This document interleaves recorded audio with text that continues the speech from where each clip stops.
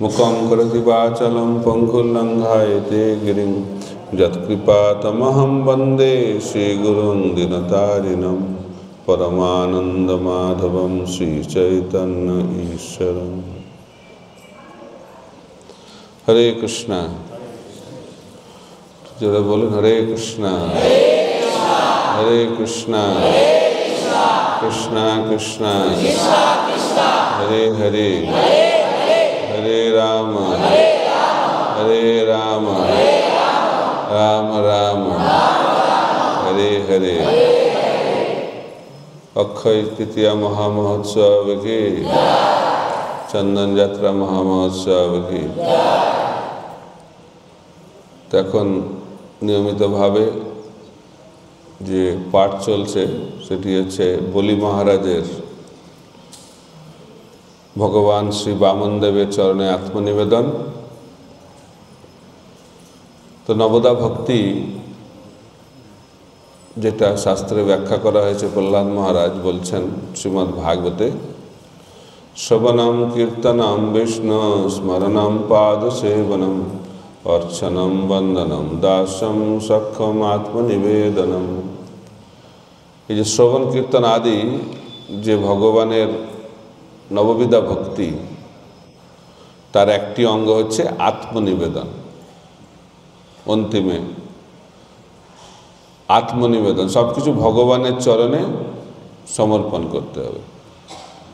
এটা হচ্ছে ভক্তির লক্ষণ। আর ভক্তিবিনোদ ঠাকুর বলছেন, সরঙ্গ শরণাগতি হইবে যাহার, তাহার প্রার্থনা শুনে শ্রীনন্দ কুমার। এই আত্মনিবেদনের লক্ষণ কি? মানস দেহ গেহ যো কিছু মোর, অর্পিলু তুয়া পদে নন্দকিশোর। এই জগতে আমরা রয়েছি তার কারণ আমাদের এই জগতে থাকতে ভালো লাগছে, তা নাহলে এই জগতে আছি কেন? অনাদিকাল ধরে এই জগতে আছি, ভালো লাগে থাকতে। আর আমরা এই জগতে কেন এসেছি? কারণ এই জগতে আমরা এসেছি ভগবানের যে নিয়ম তার বিরুদ্ধ আচরণ করার জন্য। ভগবানের নিয়ম হচ্ছে তার সেবা করা, আর আমরা চাইছি সবাই আমাদের সেবা করুক, ভক্তারাম। আমরা ভোক্তা হতে চাইছি, আর ভোক্তা হওয়ার ফল আমরা বুঝতে পারছি, কিন্তু বুঝেও বুঝছি না। কেন বুঝতে পারছি না? কারণ আবরণাত্মিকা মায়া আমাদেরকে আচ্ছাদিত করে রেখেছে। তাই যে কোনো পরিস্থিতি থাকি না কেন আমরা সেটাকে ভালো লাগে। প্রভুপাদ উদাহরণ দিচ্ছেন, একজন হসপিটালে ভর্তি হয়েছে, তার চিকিৎসা চলছে, তো আত্মীয় স্বজনরা দেখা করতে এসেছে, শরীরে সমস্ত টিউব লাগানো রয়েছে, জিজ্ঞেস করছে কেমন আছো? ভালো আছি। এটাই জগতের নিয়ম। যেখানে আমরা থাকি সেখানে থাকতে থাকতে সেটাই ভালো লাগে। এখানে দেবতাদের কথা আলোচনা করা হচ্ছে। একজন দেবতা, তিনি বিশেষ কারণে দেবতার শরীর পরিত্যাগ করে শূকরের শরীর লাভ করতে হয়েছিল। তারপরে দেবতাদের যে নেতৃস্থানীয় ভক্ত নেতা ব্রহ্মাজি এসে বলছে, চলো এখন তোমার পদে লোক খুঁজে পাওয়া যাচ্ছে না। তখন বলছে, না আমি তো এখানে ভালোই আছি, আমি ওইখানে যাব না। তো এইটা তো দেবতাদের হলো। ইস্কনের একজন ভক্ত গেছে জেলে প্রচার করার জন্য। প্রবচন হয়ে গেছে, প্রোগ্রাম শেষ হয়ে গেছে। তো প্রোগ্রাম শেষের পরে একজন কয়েদি সে এসে বলছে যে আজকে আমার খুব দুঃখের দিন। বলছে কেন? বলছে আজকে আমি জেল থেকে ছাড়া পাচ্ছি। বলছে জেল থেকে ছাড়া পাচ্ছ, তো এটা তো একটা আনন্দের দিন হওয়া উচিত।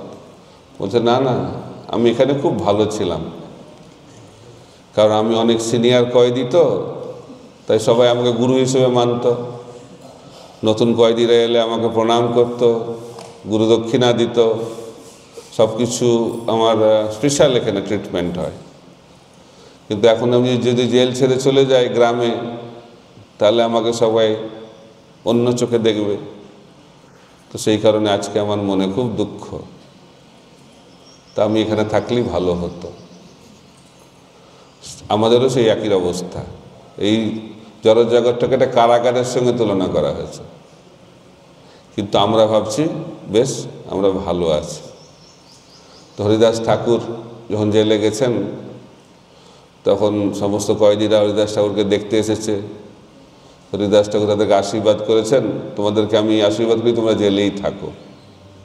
এবার কি ধরনের আশীর্বাদ?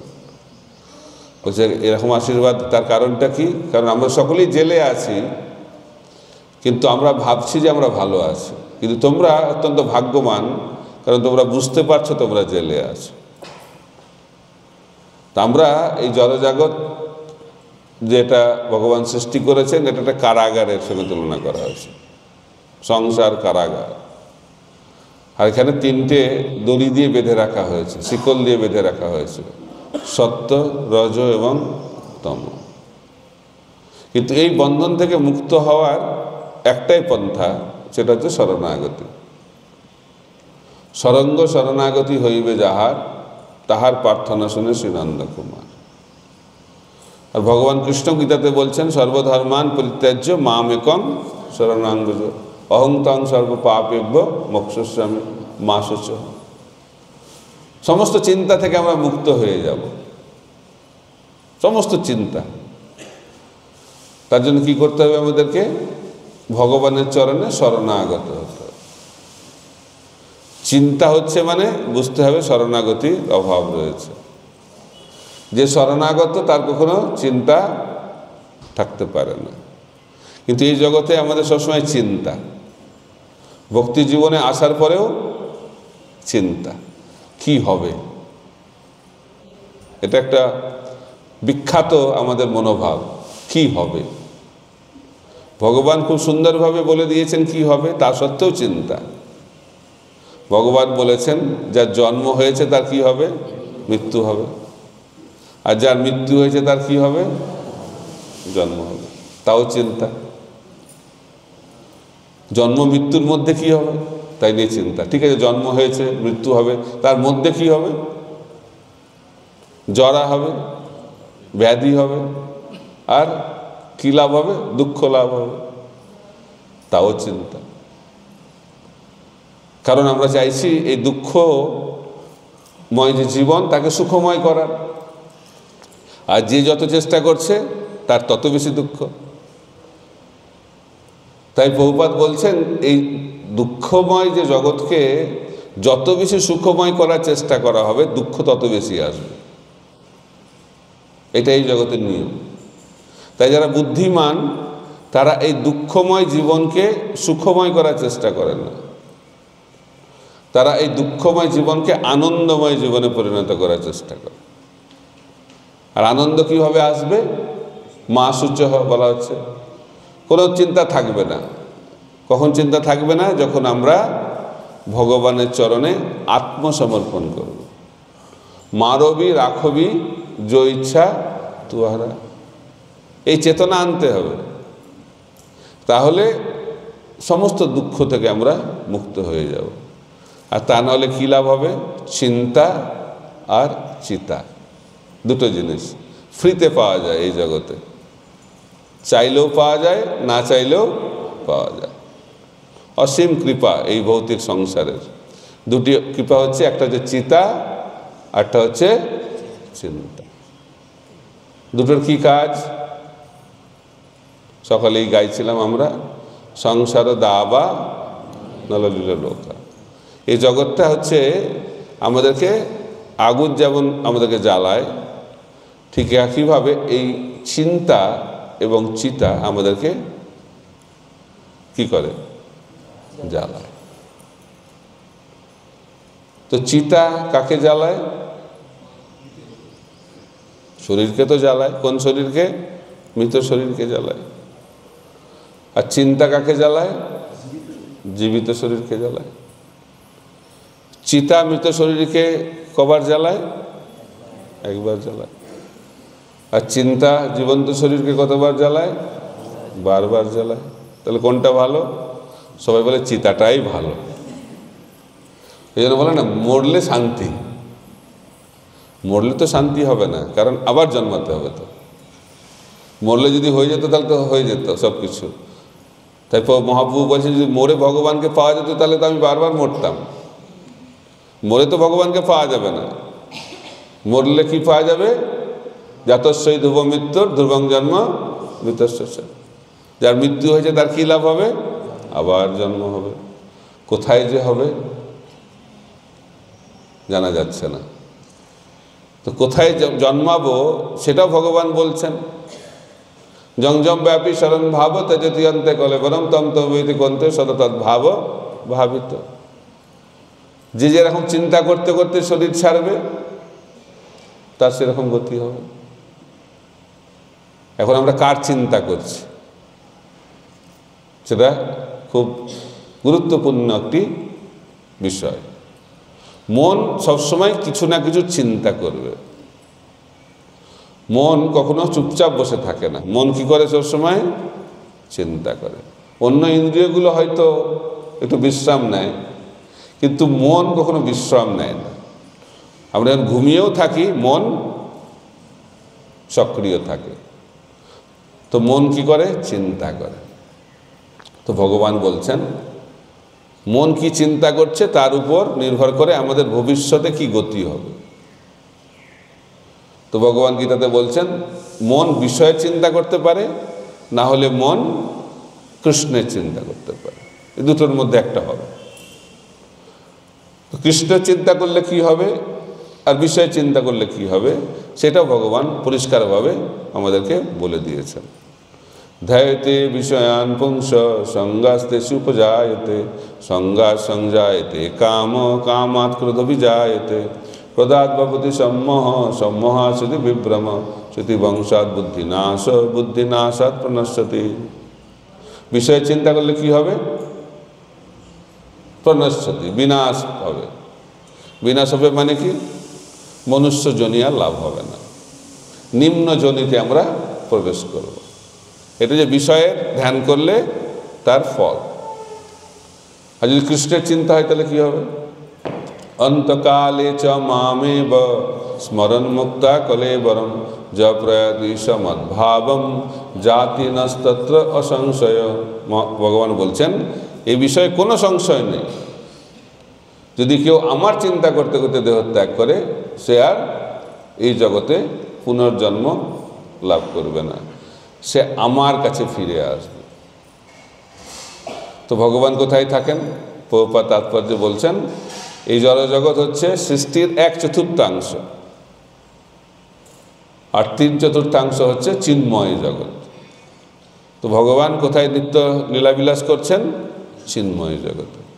আর চিন্ময় জগতে যদি আমরা যেতে চাই তাহলে কি করতে হবে? মৃত্যুর সময় কৃষ্ণের চিন্তা করতে হবে। তো অনেকে বলে মৃত্যুর সময় চিন্তা করতে বলেছেন কৃষ্ণ, তো সারা জীবন চিন্তা করে কী লাভ? তো সারা জীবন একটু ভোগ-টোগ করে নিই, তো মৃত্যুর আগে একটু অভ্যাস করে নিয়ে ম্যানেজ করে ঠিক বেরিয়ে যাব। এটা বুদ্ধি, জড় বুদ্ধি এটাই কাজ করে। সেই কারণে অনেকে বলে এই যে যুবক অবস্থায় অল্প বয়স থেকে হরে কৃষ্ণ করা, এটা ইস্কন বাড়াবাড়ি করছে। এইসব শিক্ষা কেন দিচ্ছে? ভক্তি কখন করতে হবে? বৃদ্ধ অবস্থায়, তাই না? 50 বছর বয়সে, তাও না, মৃত্যুর আগে একটু। কিন্তু সেই মৃত্যুটা কখন আসবে সেটা জানি না, কিন্তু আমরা মৃত্যুর আগে ভক্তি করতে চাই। তো কোনটা ভালো সিদ্ধান্ত? 5 বছর বয়সে? প্রহ্লাদ মহারাজ বলছে 5 বছরে, আর এই জগতের সিদ্ধান্ত হচ্ছে 50 বছরে। কোনটা ভালো লাগছে আপনাদের? 5 বছরটা ভালো লাগছে কেন? এখানে তো 5 বছর বলতেই হবে,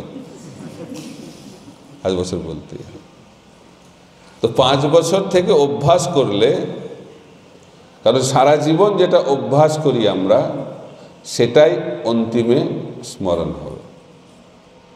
এটা হচ্ছে বিজ্ঞান। আমি জানি না এই কাহিনীটা বলেছি কিনা, নৃসিংহ পুরাণে একটা কাহিনী, এটা শুনলে ভালো, তারপরে আমরা অন্য একটা আলোচনায় যাব। তো নৃসিংহ পুরাণে একজন ব্যবসায়ীর কাহিনী ব্যাখ্যা করা হয়েছে, কাপড়ের ব্যবসা।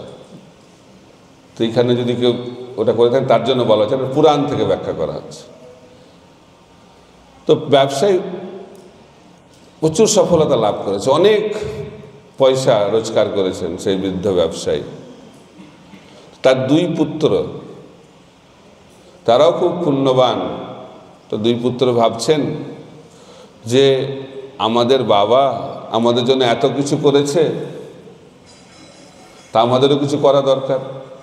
তো একজন সাধুকে অনুরোধ করেছে, আপনি আমাদের বাবাকে তীর্থযাত্রায় নিয়ে যান। এটা একটা সংস্কার যে বৃদ্ধ হলে আমাদেরকে তীর্থযাত্রায় গেলে আমাদের হৃদয়টা পরিবর্তন হয়, কৃষ্ণ ভাবনাময় আমরা হই। এটা খুব একটা অনুকূল একটি কার্য। তো সাধু বলছে ঠিক আছে। তো সাধু ওনাকে নিয়ে তীর্থযাত্রায় বেরিয়ে পড়েছেন। কিন্তু এই ব্যবসায়ীর কথা বলার খুব নেশা, কথা বলতে পেলে আর কোনো অন্য কিছু লাগে না। তো এই ব্যবসায়ী ভাবছে তো আমি একটা পার্মানেন্ট একজন পেয়েছি কথা বলার জন্য, যখনই সুযোগ পাচ্ছে কথা বলছে। আর কি কথা বলছে? ব্যবসার কথা বলছে। এই ব্যবসা এইভাবে করতে হয়, ওই ব্যবসা এইভাবে করতে হয়, ব্যবসায় লাভ হলে কি করতে হয়, ব্যবসায় লোকসান হলে কি হয়, সব কিছু বলছে। তো এই সাধু ভাবছে আরে আমি তো এলাম ওকে হরিকথা বলার জন্য, এখন তোর কাছে থেকে আমাকে সবসময় বিজনেস ব্যবসার কথা শুনতে হচ্ছে। আর এই ভদ্রলোকের 2 পুত্র বলেছিল যে তাকে হরিকথা বলে একটু তার পরিবর্তন আনার জন্য, কিন্তু তার তো পরিবর্তন হবেই না, এটা তো বোঝাই যাচ্ছে। কিন্তু আমার পরিবর্তন অবশ্যম্ভাবী।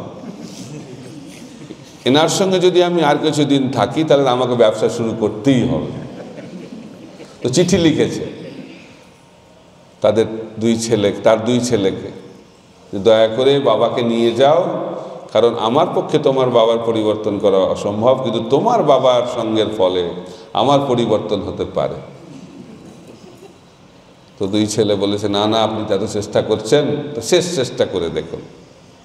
যে ঠিক আছে, এত কষ্ট করে লিখছে, অনুরোধ করছে, যে ঠিক আছে শেষ চেষ্টা আমি করে দেখি। তো তাকে নিয়ে গেছে শ্মশানে।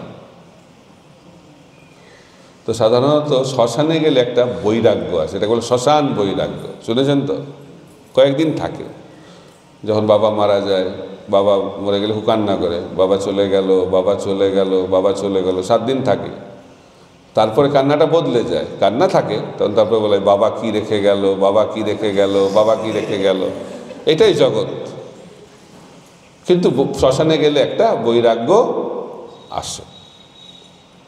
তো ভাবছে যে আমার তো কোনো মেডিসিন কাজ করলো না, যদি শ্মশানে নিয়ে যায় তাহলে হয়তো কিছু কাজ হতে পারে। তো সব থেকে বড় শ্মশানে নিয়ে গেছে কাশীতে, বারাণসী, ওখানে অনেক শ্মশান আছে, আর সেখানে সব থেকে বড় শ্মশানে নিয়ে গেছে। ওনাকে বসিয়ে সাধু একটু দূরে থেকে তাকে লক্ষ্য করছে কি প্রতিক্রিয়া হয়। কিছুক্ষণ পর দেখছে, এই সাধু দেখছেন সে ব্যবসায়ী ক্রন্দন করছে, কান্না করছে, চোখ দিয়ে জল পড়ছে। তখন একটু উৎসাহ পেয়েছে প্রচারে, যে এখন প্রচারে কোনো ফল পাওয়া যায় না, নিরুৎসাহ হয়ে যায়, ভক্ত হচ্ছে না কেউ। তো এখানে দেখছে এবার তো কিছুটা মনে হচ্ছে ফল পাওয়া যাচ্ছে, প্রতিক্রিয়া হচ্ছে, কান্না করছে, উৎসাহ নিয়ে এগিয়ে গেছে। প্রশ্ন করছে আপনি কান্না করছেন কেন? বলছে আমি কান্না করছি কারণ আমি ভাবছি যে আমি আমার জীবনটা বৃথা নষ্ট করলাম। আর উৎসাহ আরও বেড়ে গেছে। বলছে বাহ, কেন ভাবছেন আপনার জীবনটা এবার বৃথা নষ্ট হয়ে গেল? বলছে আমি জানতাম না। যে কি জানতেন না? যে এত লোক মারা যায় আমি জানতাম না। ভালোই লাগছে শুনে। তারপরে বলছে জানি না যে এত লোককে একসঙ্গে পোড়ানো হয়, আমি জানতাম না। আর লোককে পোড়াতে এত কাঠ লাগে আমি জানতাম না। আমি তো জানতাম যে মার্কেটে কাপড়ের ডিমান্ড বেশি আছে, কিন্তু এখানে এসে দেখছি কাপড়ের থেকে কাঠের ডিমান্ডটা বেশি আছে। তো ভাবলাম যে ব্যবসাটা আমি ভুল করেছি সারা জীবন, কাপড়ের ব্যবসা না করে যদি কাঠের ব্যবসাটা করতাম তাহলে অনেক টাকা রোজগার হতো। বৃদ্ধ বয়সে ভক্তি, তো কোনটা করলে ভালো, 5 না 50? সেজন্য অল্প বয়স থেকে অভ্যাস করাটাই বাঞ্ছনীয়। তো এখানে বলি মহারাজ শরণাগত হচ্ছেন, সম্পূর্ণরূপে শরণাগত হয়ে গেছেন, এটাই হচ্ছে ভক্তির লক্ষণ। ভক্তি মানে শরণাগতি, শরণাগতি মানে ভক্তি। খালি মুখে বললে হবে না আমি ভক্তি করি, আমার খুব ভক্তি। তো সেই ভক্তির লক্ষণটা কি? শরণাগতি।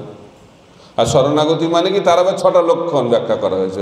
বললাম আমি খুব শরণাগত, তার লক্ষণটা কি? প্রথমটা হচ্ছে দৈন্য। দৈন্য আমাদের প্রথম যেটা কাজ ভক্তি জীবনে, যদি আমরা ভক্তি জীবনে এগোতে চাই তাহলে অহংকারটা ত্যাগ করতে হবে। আমাদের পর্বত সম অহংকার, আমাদের সাইজটা কতটুকু রূপ গোস্বামীকে মহাপ্রভু ব্যাখ্যা করছেন, আত্মার সাইজ হচ্ছে চুলের অগ্রভাগের 10,000 ভাগের 1 ভাগ, তাই না? আর এরকম জীবাত্মা কত রয়েছে ব্রহ্মাণ্ডে? অনন্ত। আর কত ব্রহ্মাণ্ড রয়েছে? অনন্ত কোটি ব্রহ্মাণ্ড রয়েছে। আর সেই জড়জগৎ সৃষ্টির কত? 4 ভাগের 1 ভাগ। তো আমরা খুব বিরাট কিছু, অত্যন্ত নগণ্য। অনন্ত কোটি ব্রহ্মাণ্ডে অনন্ত কোটি জীব ঘুরে বেড়াচ্ছে, তার মধ্যে আমরা একটা জীবাত্মা। তার সাইজটা কত বড়? চুলের 1,000 না 10,000 ভাগের 1 ভাগ, বড় সাইজ। এই ম্যাথামেটিক্সটা আমরা ইসকনে এসে শিখলাম যে চুলের অগ্রভাগকে ভাগ করা যায়, সেটা আবার 10,000 ভাগ, তার আবার 1 ভাগ, সেটার সাইজ হচ্ছে, সেটা হচ্ছে আত্মার আয়তন। কিন্তু আমরা ভাবছি যে আমরা বিরাট কিছু। কেন? এটার কারণ হচ্ছে অহংকার। আর অহংকারটার উৎস কি? অজ্ঞান। তাই এই অহংকার থেকে মুক্ত হতে হবে। দৈন্যতা, জীবের স্বরূপ হয় কৃষ্ণের নিত্য দাস, এটি হচ্ছে দৈন্যতার লক্ষণ। আর অহংকারের কি লক্ষণ? এই শরীরটি আমার এবং এই শরীরটি হচ্ছে ভোগের জন্য, এর হচ্ছে অহংকারের লক্ষণ। আমরা আমাদের স্বরূপটা ভুলে গেছি।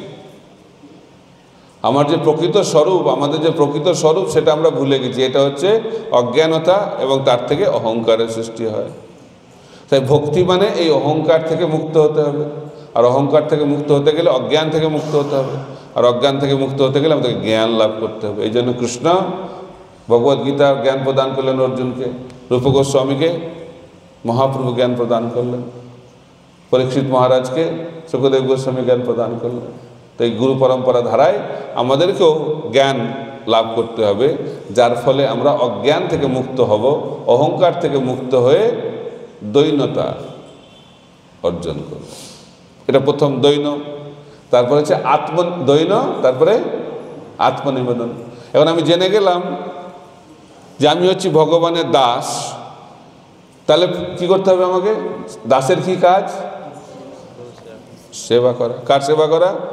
প্রভু। প্রভুকে? ভগবান হচ্ছেন প্রভু। তো ভগবানের সেবায় আমাদেরকে কি করতে হবে?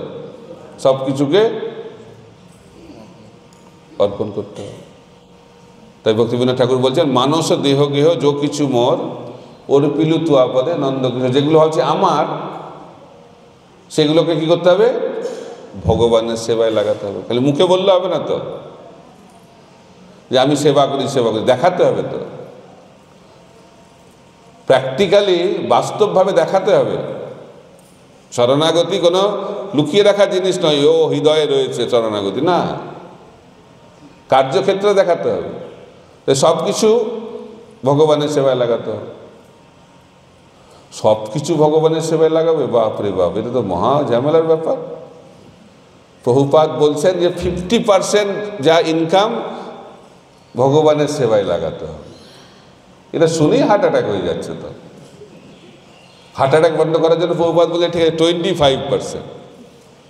তাতেও অল্প অল্প হার্ট অ্যাটাক হচ্ছে। এখন এই জন্য বলে যে কমপক্ষে 10%, তাতেও দিতে ইচ্ছা হয় না, কারণ ভাবছি এটা মালিক হচ্ছে আমি, আসক্তি রয়েছে। তো সেই কারণে আমাদেরকে দিতে শিখতে হবে। দানের ফল কে লাভ করবে? যে দান করে আমার একটু কষ্ট হচ্ছে, তাহলে দানের ফল পাওয়া যাবে, কারণ হৃদয় পরিবর্তন হবে তাতে। যে দানে হয়তো কোটি কোটি টাকা রোজগার করছি, 1000 টাকা, 10,000, 1 লাখ টাকা দিয়ে দিলাম, তাতে কিছু হবে না। যেটা দিতে কষ্ট হচ্ছে, মানে এত দিয়ে দিলাম, এই যে এটাকে বলে বাংলা, ইংরেজি বলে পিঞ্চিং যখন হবে হৃদয়ে, সেই দানে ফল লাভ। কিন্তু কলিযুগের মানুষ তো দান করতে চায় না। সত্যযুগে ব্রাহ্মণ সবাই, ব্রাহ্মণ মানে সব কিছু দান করে, যা পায় সব কিছু ভগবানকে দিয়ে দেয়, এটা ব্রাহ্মণের লক্ষণ। আমাদের শুনেছি পরম পূজ্য গোপালকৃষ্ণ গোস্বামী মহারাজ যখন তিনি গৃহস্থ ছিলেন, কানাডায় চাকরি করতেন, যা স্যালারি পুরোটাই প্রভুপাদকে দিয়ে দিতেন, 100%। এটা শুনে আপনারা ঘাবড়ে যাবেন না, এটা শরণাগতির লক্ষণ, ব্রাহ্মণের লক্ষণ। তারপরে সময় যত যায় লোভটা তত বাড়তে থাকে। সব কি ভগবানকে দেয়া যায় নাকি? একটু তো নিজের কাছে রাখতে হবে, নাহলে চলবে কি করে? ঠিক আছে, তো তার একটা আমি একটা গল্পের মাধ্যম দিয়ে ব্যাখ্যা করি। তো উপরে টাকাটাকে ছুঁড়বে, আজ মাটিতে একটা বৃত্ত অঙ্কন করবে, বৃত্তের মধ্যে যেটা পড়বে সেটা ভগবানের, আর বৃত্তের বাইরে যেটা পড়ে যাবে সেটা আর কি করা যাবে, ওটা আমার। একটু স্বার্থ এসে গেল, তারপরে সময় আরো যাচ্ছে, স্বার্থটা আরো বাড়ছে। বলছে এখন বৃত্ত অঙ্কন করে লাভ নেই, এখন একটা স্ট্রেট লাইন, সরল রেখা, বৃত্ত হবে না। তো সরল রেখার ডান দিকে যেটা পড়বে সেটা ভগবানের, আর বাঁ দিকে যেটা পড়বে সেটা আমার। কিন্তু এখন মানুষ আরো বুদ্ধিমান হয়ে গেছে। ওনারা কি বলছেন? আকাশে টাকাটা ছুঁড়বে, বলবে হে ভগবান, তুমি যেটা ধরতে পারবে সেটা তোমার, আর যেটা নিচে পড়বে সেটা আমার। কেউ দিতে চায় না। কলিযুগে ব্রাহ্মণত্ব চলে গেছে, স্বার্থ খুব হয়ে গেছে। কিন্তু আমি চাই বা না চাই, যখন চোখটা বন্ধ হবে কিছু তো সঙ্গে নিয়ে যেতে পারবো না, সময় কম, কাহিনীটা আরো অনেক কাহিনী, যে ধরে রাখলে তার যে কি গতি হয়। এই জন্য বলা হচ্ছে যে চরমে পরিবে লাজে, ভক্তিবিনোদ ঠাকুর বলছেন, এইগুলো এখন যদি না বুঝি মৃত্যুর সময় অত্যন্ত লজ্জায় পড়তে হবে। তাই জন্য এই লজ্জা থেকে মুক্ত হওয়ার জন্য সাধু সঙ্গ দরকার। এই জন্য আত্মনিবেদন, দৈন্য আত্মনিবেদন, সব কিছু ভগবানকে দিয়ে দিতে হবে। তখন ভাববে আরে কে আমাকে দেখবে, কে? সব তো ভগবানকে দিয়ে দিলাম, কে দেখবে আমাকে? তারপরে শরণাগতির আরেকটি লক্ষণ হচ্ছে তৃপ্তে বরণ, ভগবান আমাকে দেখবে। তারপরে সুরক্ষা কে দেবে আমাকে? বয়স হয়ে গেলে কে দেখবে? রিটায়ারমেন্ট হয়ে গেলে কি হবে আমার? ছেলেটা তো দেখবে না মনে হচ্ছে। এটা শরণাগতির লক্ষণ। কে দেখবে আমাকে? অবশ্য রক্ষিবে কৃষ্ণ বিশ্বাস পাও, ভগবান আমাকে সুরক্ষা প্রদান করে। তারপরে ভক্তি অনুকূল মাত্র কার্যরসিকা, ভক্তির যেগুলো অনুকূল সেটা হচ্ছে গ্রহণ করতে হবে, ভক্তির যেগুলো প্রতিকূল সেগুলোকে বর্জন করতে হবে। বৈষ্ণব সঙ্গ হচ্ছে ভক্তির অনুকূল, অসৎ সঙ্গ হচ্ছে ভক্তির প্রতিকূল। এইভাবে যদি আমরা জীবনকে পরিচালনা করি তাহলে সেটাকে বলা হচ্ছে শরণাগতির জীবন। আর এই ধরনের শরণাগতি যার মধ্যে থাকবে তার প্রার্থনা ভগবান শুনবেন। আজকের তিথিতে এই কাহিনীটা একটু বলে দিয়ে বিকেলেও বলবো। আজকের এই তিথিতে অনেক ভালো জিনিস হয়েছে, সবই ভালো, কিন্তু দ্রৌপদীর বস্ত্র হরণ করার চেষ্টা এই তিথিতেই হয়েছিল। শরণাগতি মানে দ্রৌপদীর কাহিনী না বলে শরণাগতির যে কথা সেটা পূর্ণতা লাভ করে না। তো দ্রৌপদীকে বস্ত্র হরণ করা হচ্ছে, একজন নারীর এই অপমান মৃত্যুর থেকেও খারাপ। একজন ভক্ত কি করছে তা দেখুন। আমাদের জীবনে, সকলের জীবনে এই ধরনের পরিস্থিতি আসবে। তো দ্রৌপদীর বস্ত্রহরণ হচ্ছে, দ্রৌপদী প্রার্থনা করছে কৃষ্ণের কাছে তাকে সুরক্ষা প্রদান করার জন্য, কেউ তাকে সুরক্ষা দিতে পারছে না, অন্তিমে কৃষ্ণের শরণাগত হয়েছে।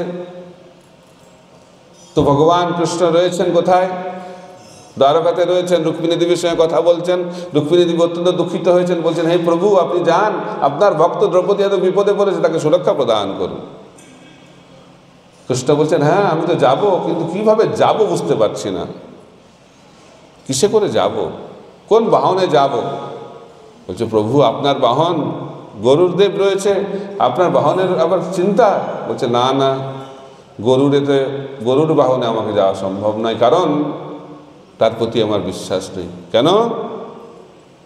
বলছিলাম গজেন্দ্র মোক্ষ, যখন আমি যখন গজেন্দ্রকে উদ্ধার করেছিলাম সেই সময় আমি গরুরের পিঠে চলেই যাচ্ছিলাম, কিন্তু আমার তার স্পিডটাতে আমি সন্তুষ্ট হতে পারছিলাম না। বলছিলাম হে গরুর আরেকটু দ্রুত বেগে চলো।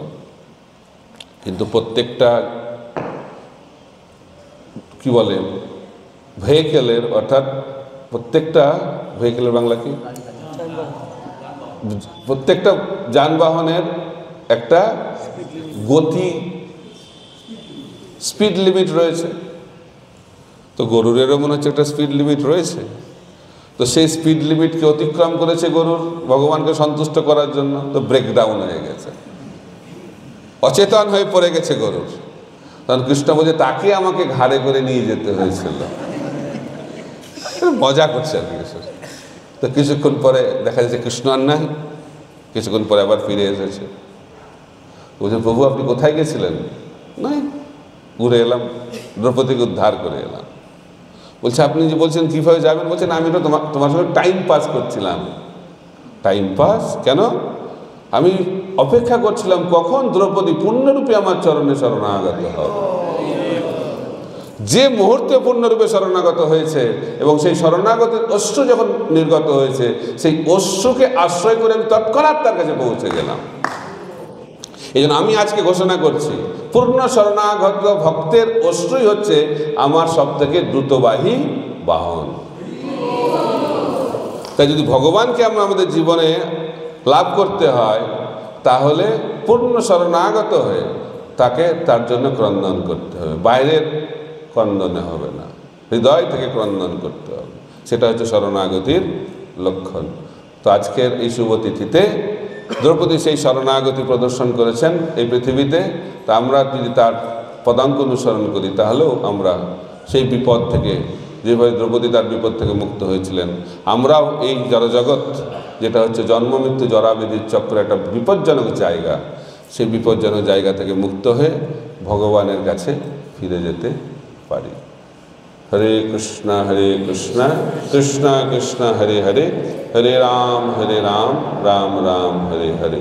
শিল প্রভুপাদ কি, গ্রন্থরাজ শ্রীমদ্ ভাগবতম কি, গৌর প্রেমানন্দে হরি হরি বল। প্রশ্নোত্তর হবে নাকি? একটু প্রশ্নোত্তর, একটা করে প্রশ্ন মহারাজ জিজ্ঞেস করছেন আপনাদের কোনো প্রশ্ন আছে? করলে ভালো, কারণ প্রভুপাদ সবসময় অনুপ্রাণিত হতেন কি প্রশ্ন করলে। আর আমাদের গুরু মহারাজ শ্রীশ্রীমৎ জয়পতাকা স্বামী গুরু মহারাজ ক্লাস হলেই প্রশ্ন, প্রভুপাদ ক্লাস শেষ করবে আর সঙ্গে সঙ্গে প্রশ্ন করুন। তোমার প্রশ্ন। দ্রৌপদীর শরণাগতির কথা বললেন। দ্রৌপদী এমন একটা পরিস্থিতি পৌঁছেছিল যে দ্রৌপদীর একটা উপায় ছিল না। আমরা আমাদের যখন বিপদ আসে, আমরা অন্য কোনো উপায়গুলোকে পাই খুঁজি। ধরুন খুব বড় রোগ, তো মনে করেন টাকা তো ব্যাংকে আছে, আমার আত্মীয়স্বজন আছে। দ্রৌপদী যখন সবার কাছে হাত পেতে সবাই থেকে ফেলিওর হয়েছে, তখন তোমরা সবাই আমাদের যখন আমরা বিপদে পড়ি, আত্মীয় থেকে হাত পাতলে কিছু হেল্প পাই, তখন আমাদের শরণাগতিটা পূর্ণরূপে ভগবানের কাছে থাকে না, আত্মীয় স্বজন টাকা পয়সা করে তখন চলে যায়। তো এই সমস্ত কিছু পরিস্থিতির পরেও কীভাবে পূর্ণ শরণাগতি? এই জন্য আমাদেরকে বুঝতে হবে, খুব ভালো প্রশ্ন, যে সবাই সাহায্য করতে পারে, কিন্তু যখন আমাদের অন্তিম সময় আসবে তখন কেউ সাহায্য করতে পারবে না। এটা হচ্ছে সিদ্ধান্ত। পরীক্ষিত মহারাজের যখন অন্তিম নোটিশ প্রাপ্তি হলো 7 দিনের মধ্যে দেহত্যাগ হবে, কেউ সাহায্য করতে পারবে? আমাদের যখন মৃত্যু হবে কেউ সাহায্য করতে পারবে? কিন্তু আমরা বুঝতে পারছি না, আমরা ভাবছি ঠিক ম্যানেজ করে নেব, আমি স্টেজে মেরে দেবো, এটা স্টেজে মেকআপ, কিন্তু এটা হবে না। তো আমাদের এই ধরনের শরণাগতি কেন হচ্ছে না? কারণ আমরা ভুলে যাচ্ছি মায়ার প্রভাবে যে আমাদেরকে শরীরটা ছাড়তে হবে। আমরা বাঁচার পরিকল্পনা করছি। যতই পরিকল্পনা হোক, প্রভুপাদ বলছেন একদিন আমাদের এই পরিকল্পনা ফেল হবেই, আর সেই দিনটি হচ্ছে মৃত্যু দিন। তাই মনুষ্য জীবন লাভ করা হয়েছে কি করে মৃত্যুটাকে আমরা বরণ করে নেব তার পরিকল্পনা করা, কি করে বাঁচবো তার পরিকল্পনা করার জন্য এই মনুষ্য জীবন আমরা লাভ করি। তার মানে আমি বলছি না যে ভালোভাবে বাঁচতে হবে না, কিন্তু সেটা জীবনের উদ্দেশ্য নয়। জীবনের উদ্দেশ্য হচ্ছে আমরা এই শরীরটাকে ধারণ করে আছি কেন? অন্তিম পরীক্ষার প্রস্তুতির জন্য। এবং সেই পরীক্ষায় আমাদেরকে সফলতা কে নিয়ে দিতে পারবে? ভগবান। যেন পরীক্ষিত মহারাজ হচ্ছে বুদ্ধিমান, তিনি তো পারতেন সেই যে অভিশাপ তিনি প্রাপ্ত হয়েছিলেন, সেই অভিশাপ থেকে মুক্ত হওয়া তার পক্ষে একটা বিরাট কিছু কার্য ছিল না। তিনিও পাওয়ারফুল। পরীক্ষিত মহারাজ ভগবানের মহান ভক্ত, মহাভাগবত ভক্ত, রাজা, তার পক্ষে সঙ্গী সেই অভিশাপ থেকে মুক্ত হওয়া কোনো ব্যাপার ছিল না। কিন্তু তিনি ছিলেন বুদ্ধিমান, কারণ তিনি ভাবলেন আমি এই সময় হয়তো মৃত্যু থেকে মুক্তি লাভ করতে পারবো, কিন্তু আমি তো মৃত্যু থেকে মুক্তি লাভ করতে পারবো না, একদিন তো শরীর ছাড়তেই হবে। আমি তো এখন 7 দিনের নোটিশ পেয়েছি, ভবিষ্যতে এই নোটিশটা তো নাও পেতে পারি। বুদ্ধিমান। তাই এখন আমার কর্তব্য হচ্ছে কিভাবে এই 7 দিনটাকে আমি উপযুক্তভাবে ব্যবহার করে আমি ভগবানের কাছে ফিরে যেতে পারি। সেই কারণে তিনি সমস্ত কিছুকে পরিত্যাগ করে তিনি শুকদেব গোস্বামীর চরণে শরণাগত হলেন এবং 7 দিন ভাগবত শ্রবণ করে ভগবানের চরণে সম্পূর্ণরূপে আত্মনিবেদন করলেন এবং তিনি শরীর ত্যাগ করে ভগবানের কাছে পৌঁছে গেলেন। এটা হচ্ছে সিদ্ধান্ত। তা আমাদের সেই ভাব কেন আসছে না? কারণ আমরা ভাবছি আমরা এই জগতে থাকব। হরে কৃষ্ণ।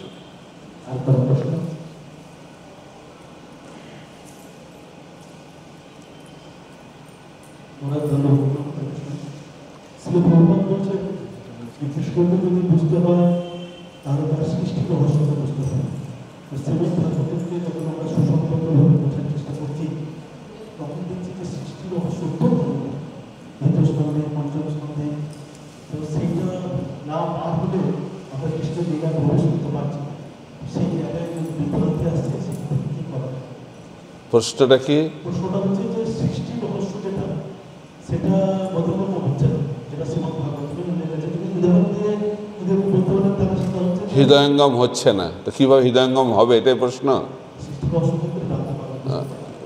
বুঝতে গেলে পরীক্ষিত মহারাজ যেভাবে ভাগবত শ্রবণ করেছিলেন সেভাবে শুনতে হবে। সৃষ্টির রহস্য সেই বুঝতে পারবে যে ব্যক্তি সেই সৃষ্টির রহস্য জানে, তার কাছে গিয়ে শ্রবণ করতে হবে। নিজের চেষ্টায় বুঝে যাব পড়ে, সেটা পন্থা নয়। পরীক্ষিত মহারাজ বোঝার জন্য শুকদেব গোস্বামীর কাছে গেছিলেন, অর্জুন বোঝার জন্য কৃষ্ণের কাছে গেছিলেন, রূপ গোস্বামী বোঝার জন্য মহাপ্রভুর কাছে গেছিলেন। তো এটা হচ্ছে পরম্পরা। তো আমরা যদি সদ্গুরু পরম্পরায় সদ্গুরুর কাছে গিয়ে প্রশ্ন করি তাহলে আমরা এই রহস্যগুলোকে জানতে পারবো। আমি যেটা বোঝানোর চেষ্টা করছি, নিজের চেষ্টায় এটা বোঝা যাবে না। সেই ঈশ্বর তত্ত্ব বুঝিবারে পারে ঈশ্বরের কৃপালেশ হয়েছে যাহার। আমি নিজে পড়ে বুঝে যাব, শ্লোক মুখস্থ করে বুঝে যাব, ভক্তি বৈভব করে বুঝে যাব, বোঝা যাবে না।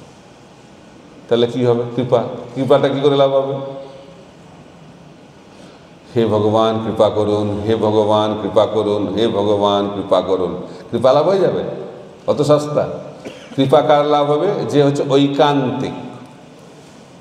ঐকান্তিক, ঐকান্তিক মানে কি আবার? ঐকান্তিক মানে সিনসিয়ার বলে ইংরেজি ভাষায়, যিনি 100% ভগবানের জন্য দিয়েছেন, তিনি হচ্ছেন ঐকান্তিক। 50%, 25% হবে না। প্রভুপাদও বলেছেন 100% দিতে হবে। আর প্রভুপাদ বলেছেন ঠিক আছে, কলিযুগে 70% পর্যন্ত আমি ম্যানেজ করে নিতে পারি, কিন্তু আমাদের 70%-এর জন্য চেষ্টা করলে হবে না। কারণ আমরা যদি 70%-এর মধ্যে চেষ্টা করি তাহলে ওটা 40%-এ নেমে আসতে পারে। আমাদের 100% চেষ্টা করতে হবে। ঠিক যেভাবে যশোদা মা সকাল থেকে শুরু করলেন, তাই না? কখন শুরু করেছিলেন? ভোরবেলা, মঙ্গল আরতি। মঙ্গল আরতি আসতে হবে। ঐকান্তিকতার একটি লক্ষণ মঙ্গল আরতি। সকালবেলায় ব্রহ্ম মুহূর্তে শুনি সেবা শুরু করলেন, কৃষ্ণকে বাঁধার সফল হলেন কখন? সন্ধ্যা আরতি আসতে হবে। সারাদিন সেবা করতে হবে, তাহলে ভগবানের কৃপা লাভ হবে। এটা পার্ট টাইম কোনো ব্যাপার না, এটা হচ্ছে ফুল টাইম। ফুল টাইম মানে সবসময় ভগবানের সেবায় লেগে থাকতে হবে। এটা হচ্ছে ঐকান্তিকতার লক্ষণ। ঠিক আছে? তাহলে ভগবানের কৃপা লাভ হবে, আর ভগবানের কৃপা লাভ হলে সব কিছু প্রকাশিত হয়ে যাবে। দিব্য জ্ঞান হৃদয় প্রকাশ। হরে কৃষ্ণ।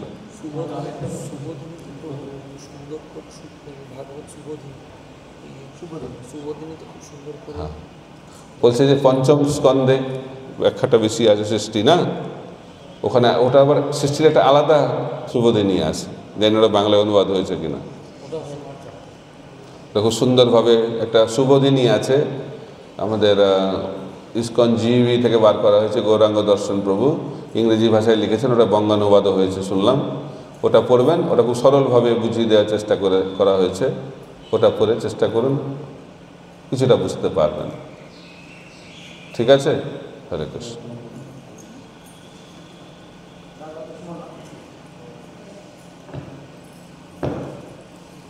কতক্ষণ টাইম হয়ে গেছে না?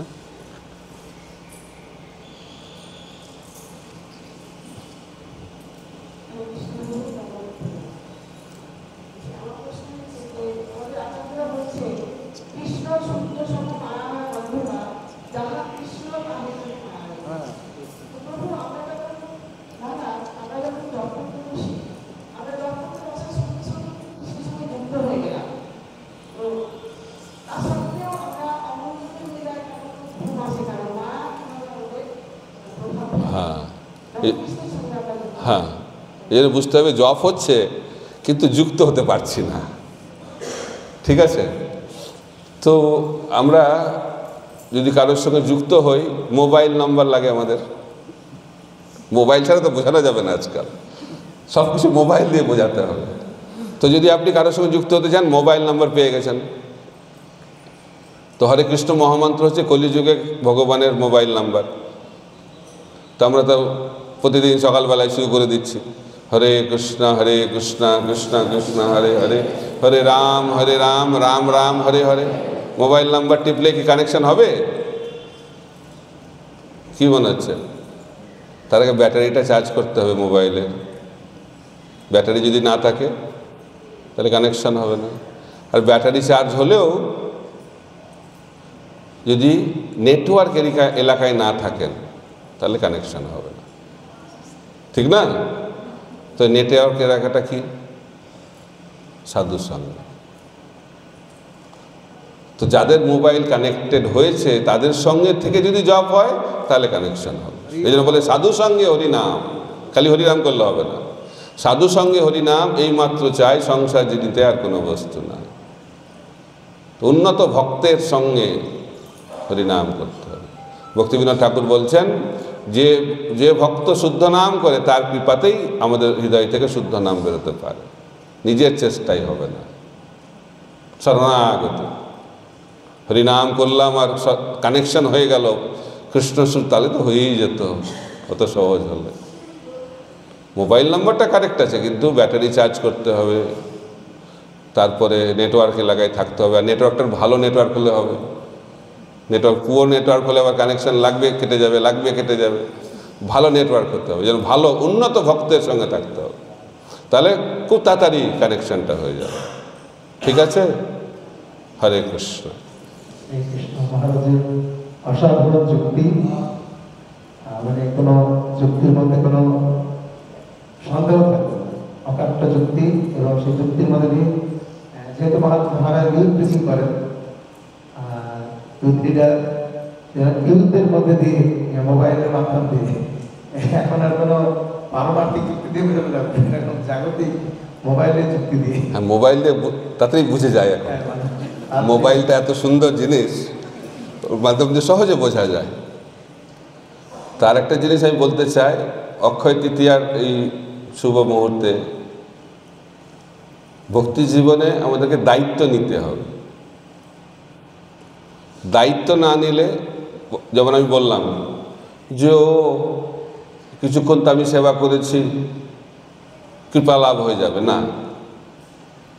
আমি শুনছিলাম গিরিরাজ মহারাজ প্রভুপাদকে জিজ্ঞেস করছেন, প্রভুপাদ ভক্তি জীবনে অগ্রগতির কি লক্ষণ?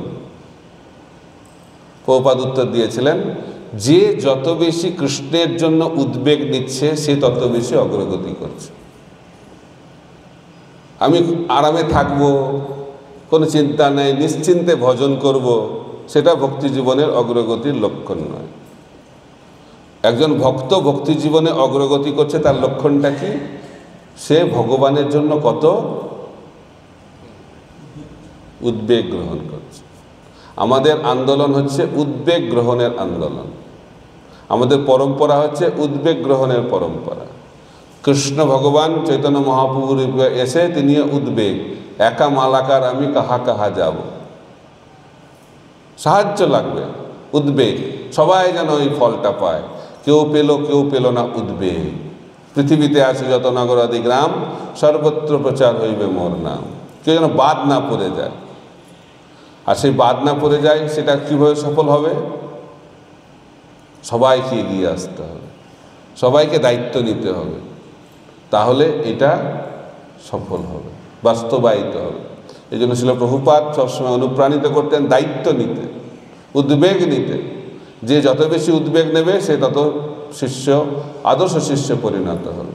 শিষ্যের লক্ষণ হচ্ছে গুরুর যে গুরু দায়িত্ব সেটাকে গ্রহণ করা। যত বেশি দায়িত্ব নেব তত গুরুর যে উদ্বেগ কম হবে। কিন্তু কলিযুগের শিষ্যরা গুরুর উদ্বেগ তো কম করেই না, উদ্বেগটা বাড়িয়ে দেয়।